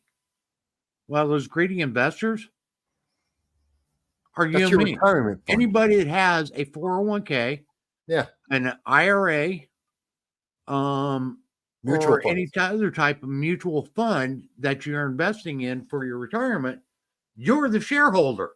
Yeah. Okay, you are the shareholder. And this is what they don't tell you when they say these evil corporations aren't paying their taxes. These evil corporations that are your retirement fund, the way that you're going to live after you retire. Yeah, those bad guys. So, you're not going to have enough money to live after retirement, but you can feel good. You won't be able to feed yourself, but you'll be able to smile. Do you know who owns Microsoft? Everyone. Exactly. Anybody that has investments probably has an investment in Microsoft. Well, yeah. You know who owns Pepsi? Same Everybody. thing. Yeah. You know who owns Amazon? Everybody. Okay, these aren't privately held corporations. These are publicly held corporations.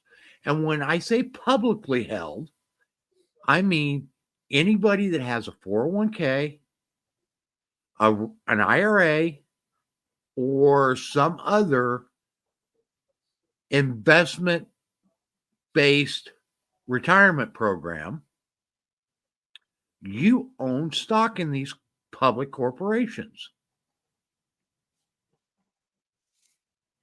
It would be different if I would have a different opinion. Mind you, I don't like Microsoft. Apple has done the same thing. We can go through a whole list of companies, left and right leaning, and we can point out the same thing. So it's not a right or left thing, but Microsoft is a big name. You could have also picked Apple. They do the same thing on a regular basis. The only reason why I picked up Microsoft is it actually came out this week that the IRS has submitted a something for adjustment. It's basically the IRS telling them that they underpaid in their taxes. Yeah, they're just making the announcement. And we've seen these announcements go out more than once. Many of these companies go through this. And my thought is I have no love for some of these companies because of their ideologies. We're talking about companies like Target and Bud Light. Bush. Yeah. Some of these companies, I'd be happy to see them go under. And yes, let's bleed them for all the money because I don't like them. But at the end of the day, we do need them for our economy. We do need them for the services they provide. Some of them actually have a service that's decent, like Amazon has a decent business. Sadly, they also have a political ideology that they try to package with their business. And I don't want that. But, it's because people aren't thinking about, they're just not thinking. You're told, have a feeling. Oh, big corporations are bad unless they happen to be, politically on the left. If they're woke, then they're a good company. But if they're woke, they're going broke, which means they're not a good investment. They're not doing anything good for you. Well, you can. It doesn't make any sense because they don't want you to think it through. Disney is crap. They're putting out a crap product. No one wants it. They're going broke, but they're like, that's a beautiful company. All companies should be more like Disney. What, failures? Well, that's going to be great for your IRA. Instead of saying, okay, well, here are these companies that are actually doing something positive. Oh, but they're bad guys because they don't have the same ideology. And you're not supposed to think about at the end of the day, which one do I want to support? The one that's going to help make my IRA bigger so that I can retire better. yeah. And right now, as we all know, the auto strikes are going on. Okay. And their claim is, this is the union's claim, is that these automakers have made record profits and they aren't sharing those record profits with the employees. Well, let's take a look at what happens to those record profits. They go to people like you and I that have these investment accounts that are going to pay for our retirement. Okay. And these union people are asking for a 40% raise to get paid 40 hours and only work 32 and get even more holidays. And on top of it, to limit the number of temporary workers that these businesses are allowed to utilize to make up for the people that are taking off more time. One of the problems I have with this is people also don't understand that they're making profits. No, they're really not. Well, they got 25 billion. That's 9%. Their profit margin was 9%. And by the way, that's not their profit. That's the amount of money before they reinvest because they have to fix equipment. They have to pay into the retirement funds for all those unions. That's not their final number. Their final net profit line is It's closer probably to about, 2% if that. it's about 4.5%. But that's basically the same kind of percentage profit your local bodega makes. They're not raking in money. It's just their products cost a lot. When you sell a $50,000 product, you're going to have a big number in terms of how much money you're bringing in. That doesn't mean it's profit. And something else that these people don't realize is with size, those numbers increase. Okay. A little bodega at the corner store that maybe clears $1 million a year, has $1 million in revenue a year, will only have a profit if they have a 2% profit of what? $20,000. Okay. Now you take that same and scale it up to where you are at 2 trillion. Now that number is pretty significant. Okay. It's all in how they word things and how they tell you stuff. Okay. 2% is nothing. But when you're talking at the scale of trillions of dollars per year, then 2%, when you talk about it in dollars, seems rather significant. But when you're talking about it in percentages, it's nothing. Ultimately, at the end of the day, though, if they really wanted to make this argument, show me an effective government. Show me where you're spending the money. But if here, that's the ultimate argument I have for all these progressives. If you really want, they're not volunteering any money, by the way. You can add up everyone in Hollywood. I literally, you can look this up. There is only about $1 million donated to the IRS every year. That's a fact. on average, every year, $1 million is donated. That's people who volunteered to pay taxes. You can add up everyone you heard about or know of in Hollywood, every one of the A-list actors. And I can show you, I can donate, and I did this before. I've done this before in 2017, 16. I donated $1 to the IRS. That $1 is more than Oprah and The Rock. That is more than Brad Pitt. It's more than Angelina Jolie. It is more than the Kardashians. It is more than all of them put together. None of them have donated as much as I donated in 2016 when I donated $1 to the United States government voluntarily. So they can kiss my bottom telling me about, oh, well, you just don't understand. They're not willing to give the money either. Why? Because they know it's a waste. You're wasting your money because the government's going to throw it away. Now, here's another thing on automakers and businesses and so forth.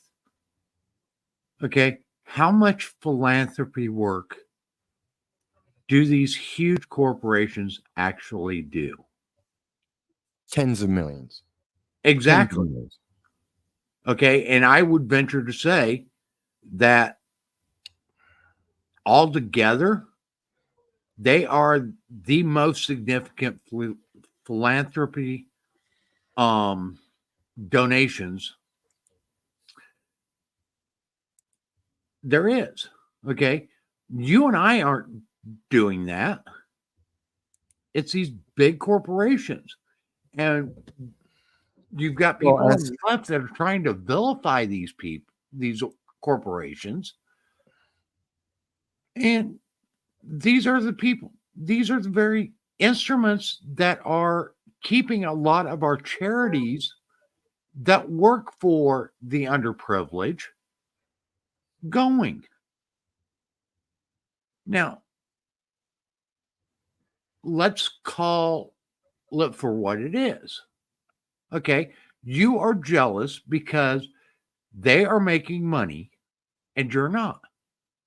That's what it amounts to.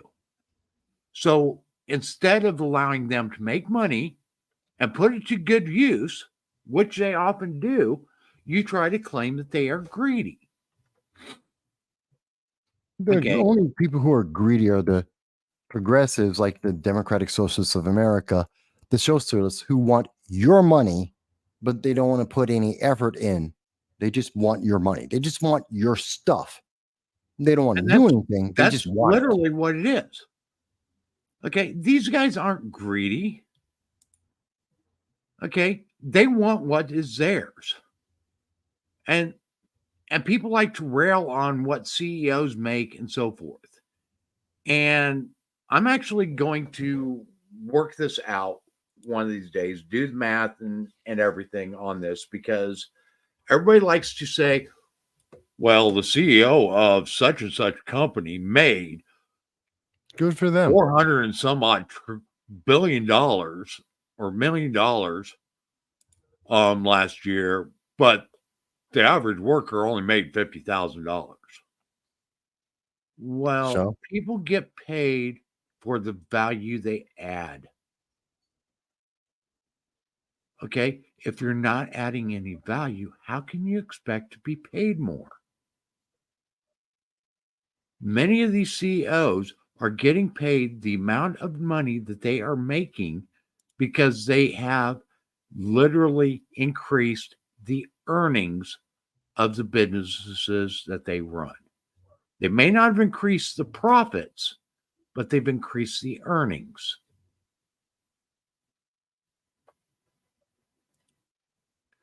And that provides value. Okay, you can say, well, they wouldn't have those earnings if it wasn't for the workers.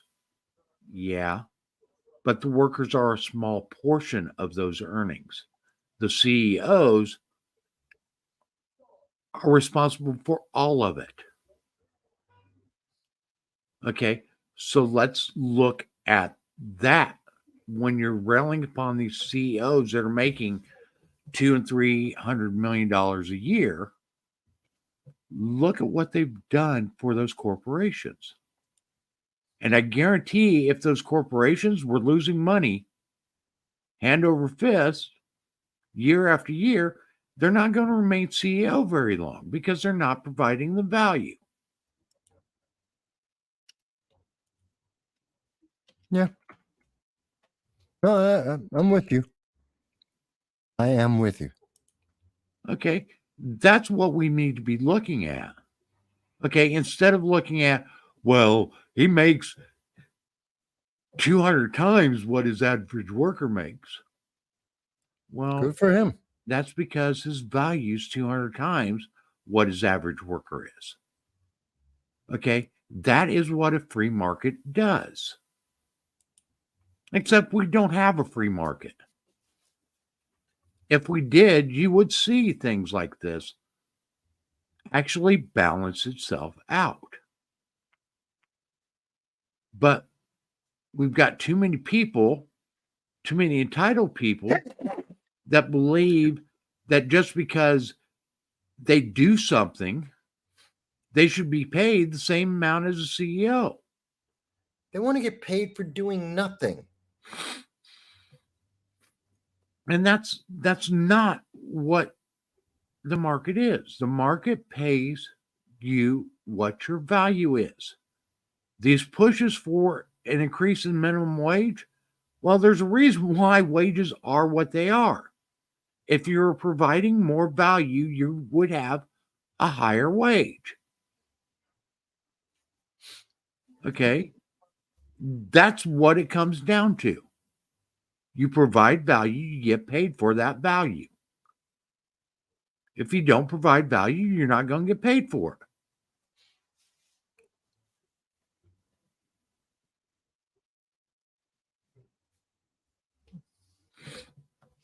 it. Okay. We probably should talk a little bit about the battle for Speaker of the House. Well, I brought it up a little bit earlier about Jim Jordan. Yeah. Well, have you seen what Hakeem Jeffries is trying to do? Oh, God. He's going to scream about the Republicans are evil, they're disorganized, and it should be him. And that's basically what he's saying. It's time yeah. for traditional Republicans to break from MAGA extremists and partner with House Democrats on a bipartisan path forward. Yeah. Okay. Hashtag Same crap for the that people. Yeah. This is, by the way, what is Hakeem Jeffries? He is a progressive. He is one of the people, along with the Democratic Socialists of America, that support Hamas. Yeah. Now, I'm not saying him personally, because I'm sure, just like all of the progressives, they've all come out now that they know, mind you, they didn't say on day one, they didn't come out and say, we denounce Hamas. They didn't say, oh, we support the women and children and that they shouldn't be getting killed. No. They didn't come out with any of their statements until 4-5 days into this war. It took almost a week for these people to come up and say, oh, it's bad. Hamas is being bad guys, that they're actually genocidal maniacs. So when Hakeem Jeffries says, you should follow me and join with me on this wonderful path down. No, sorry. You are an opportunist, Hakeem Jeffries, and a progressive, and you're part of the problem, not the solution. Hell no, we should not follow him.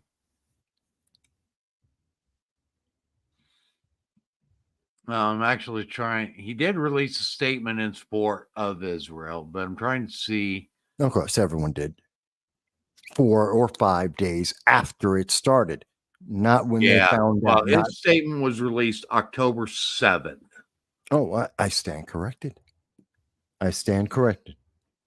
I hadn't seen it on that day. October 7th, my statement on the violent, unprovoked, despicable terrorist attack by Hamas against the state of Israel. I strongly condemn the violent and ghastly attack by the terrorist organization Hamas on the Jewish people in the state of Israel. Blah, blah, blah, blah, blah, blah. Okay, I stand corrected. Okay, so he did actually condemn the attacks in Israel. I did not see that. He's one of the Okay, few so that I came will out give him on that. credit on that. No, Okay. again, I said I was wrong. But he's also literally made statements about this is a solemn moment for the country, and the House of Representatives Constitution gifted us a government of the people, by the people, and for the people. House Democrats will continue to put people over politics. That's a misstatement. And work Yeah. together in a bipartisan way to make life better for everyday Americans. It is our hope that traditional Republicans will walk away from MAGA extremism and join us in partnership for the good of the country. No. Yeah, because it's extreme to think you should make your country great. I think not. He wants Okay. America to not be great.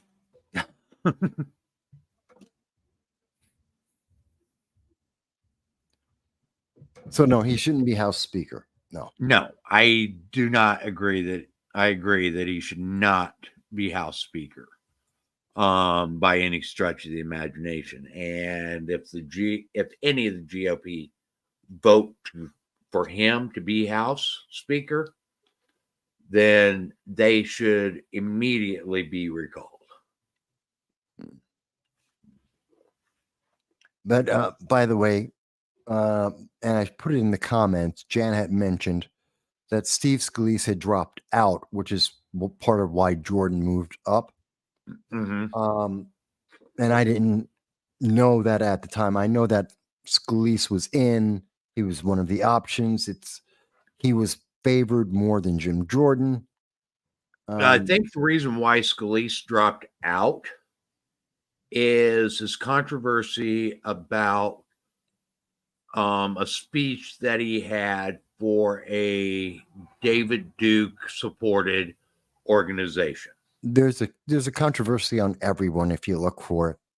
Mm-hmm. Everyone's got a controversy. But that's what was being used to demonize him. Yeah. Okay. And Scalise came out shortly after he made that speech to that organization. And basically admonished the organization and said that he made a grave error in agreeing to make that speech to that organization. Well, he's a better man than Senator Blumenthal, who went to the Communist Party of the United States, made a speech, got an award, and took their check. And then once people started talking about that 3 months after the fact, then he said, well, I didn't know. Their name is the Communist Party of the United States. You went to their event, you took their check, you gave them a speech. How did you not know? So, again, it's just internal politicking. But I don't think Jim Jordan's going to get it. It's going to be someone else. They're gonna pull a new name. Don't know who. I hate to say it, but I believe you're right. So,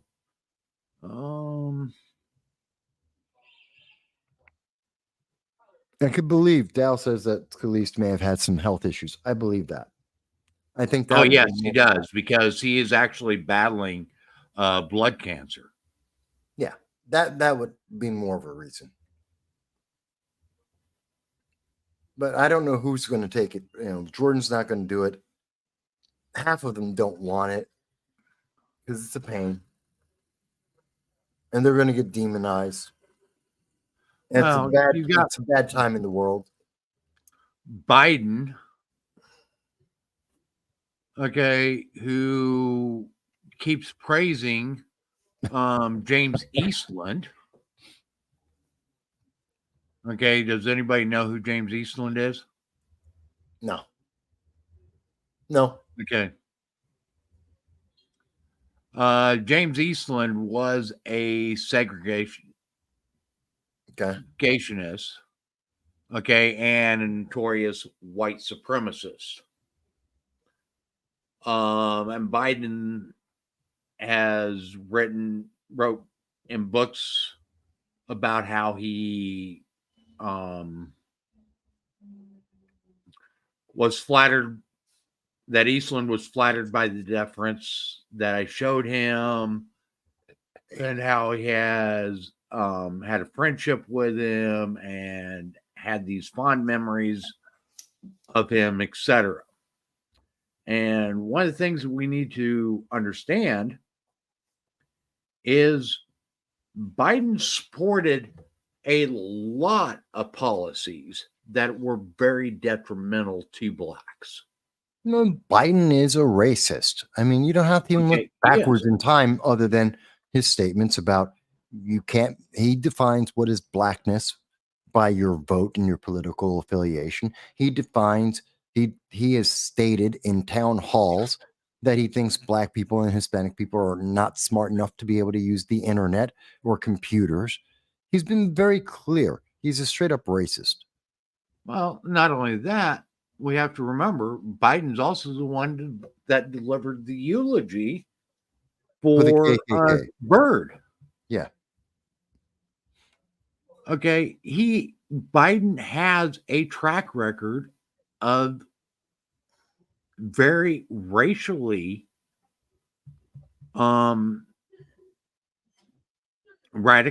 racial radical legislation.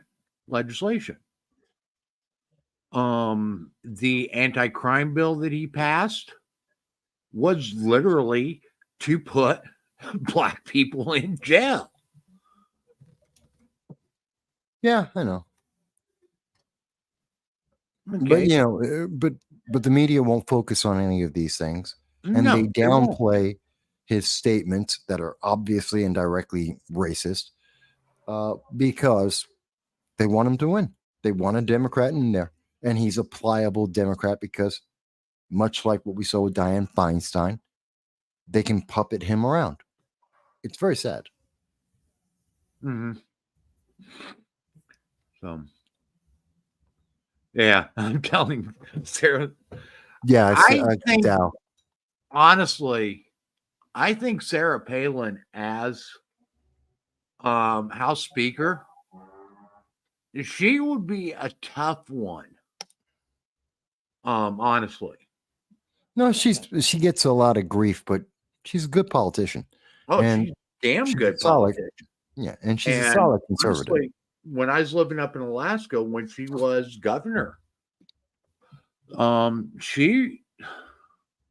was quite impressed by her, tell you the honest truth.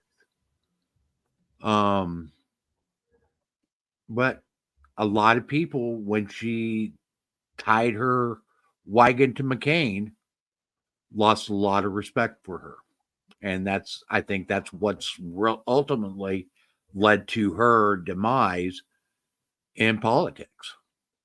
Well, she had a couple of bad quotes, bad speeches, bad quotes that the media took advantage of.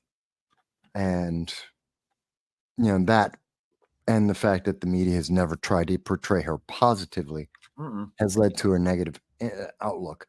But going back to the speaker issue, I understand Dallas being very funny or somewhat funny.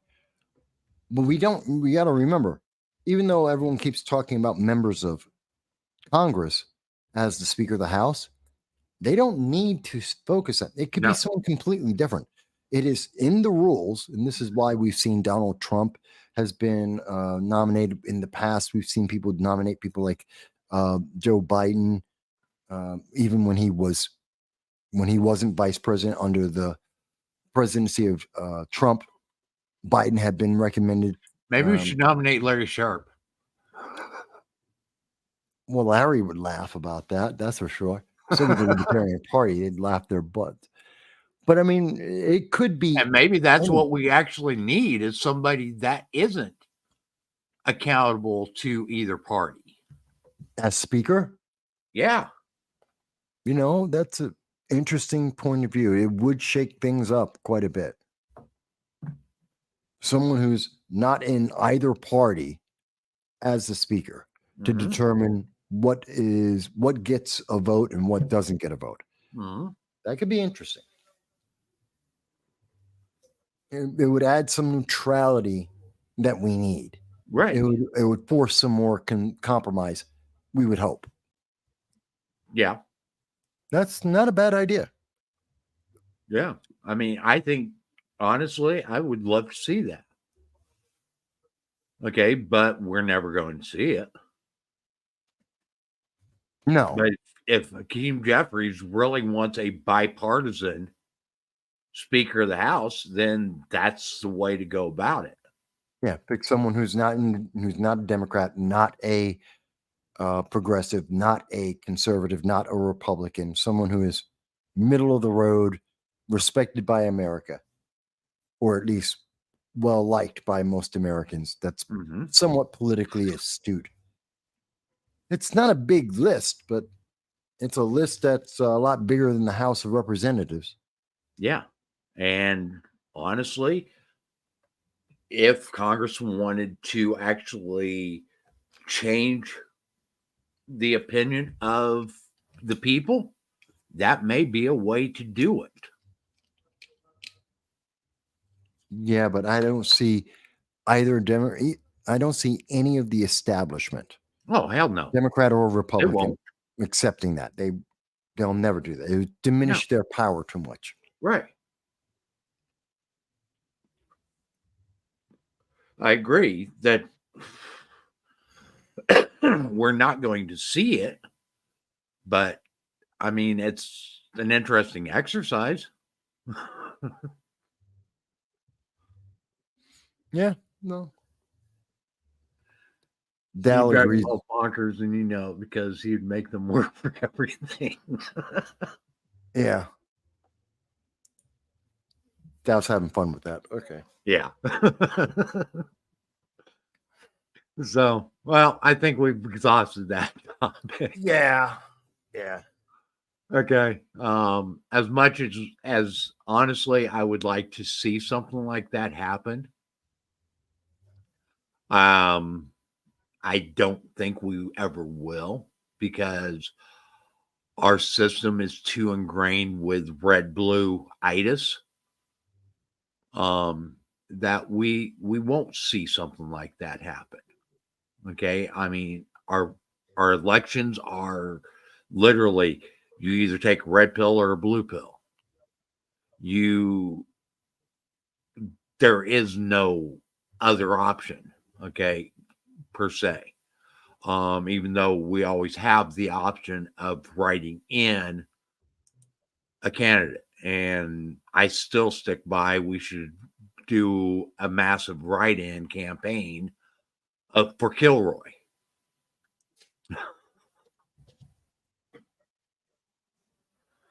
Yeah. Because honestly, what we have now is not working. And I don't care which establishment party is in power, it's not working. Yeah. We need a different path. That is clear. And ultimately, if we want a different path, it's going to be up to us. And if we don't get involved, then we have the government we deserve. Yeah. Plain and simple. So, okay, folks, as we discussed earlier, okay, we are in the middle of our membership drive for 2023. In fact, we're actually getting ready to close down our membership drive for 2023. However, the giveaway that's associated with our membership drive will continue until we get our initial 250 new members. With that being said, you guys can join the Liberty First Foundation and become a paid member by going to l1f.us. Where is it? Sorry, folks, I'm looking for something. There it is. Okay, and you can become a member by going to our membership drive promotion page, and you can register there. We're not asking a lot, and with your membership, you're going to be eligible for giveaways like the one that Frank is getting ready to do next week. You'll be eligible. You will be have access to exclusive articles. And there are other benefits that we are in the process of working on. Some of our events, you're going to receive discounted pricing or special pricing if you are a member of the Liberty First Foundation. But with that, know that this money isn't going into our pockets. This money goes to help us pay the bills to keep the lights on, to keep our website operational, to be able to do a lot of things that we do. As we've explained before, most of the funding that goes forth to do what we do comes out of our pockets. And I'm sorry, I don't have deep pockets, neither does Frank. So we do what we can with the little that we have. Now, you can help amplify that and amplify what we are able to do by chipping in just a little bit. We're not asking for a lot. Also, you can go to the Liberty First Foundation and not only become a member, but you can actually make donations, which again would help us out tremendously. We've talked about, we have a lot of things and we have some strategies that we are working on to start holding these people accountable. And if we can actually start holding them accountable, besides just holding them accountable at the ballot box, then we might start seeing some real change in the way this country is being ran. We might be able to actually start getting this country to transition back to a constitutionally based government. So we need your help. Okay, plain and simple. That's what we're going to say. That's where I'm going to leave it. So we are here every Friday night, 9 p.m. Eastern time. You never know where our talk's going to go or how long a topic may last. It all depends on what we get talking about. Yeah, we have no idea until we find out with you. Exactly. And honestly, we don't script anything for this show. Everything's off the cuff. That should be obvious. We do. I mean, considering how long it takes me to come up with some things and get it put up, yeah, that should be very obvious. But it's organic. And that because it's not scripted, because we aren't preparing for this stuff. This is stuff that we truly believe in. This is stuff that we are very passionate about. So invite your friends and share, like, comment, hit the subscribe button. Okay. Like I said, we're here every week. With that, I'm going to say good night, and we will see you next Friday night, 9 p.m. Eastern time. Night, everyone.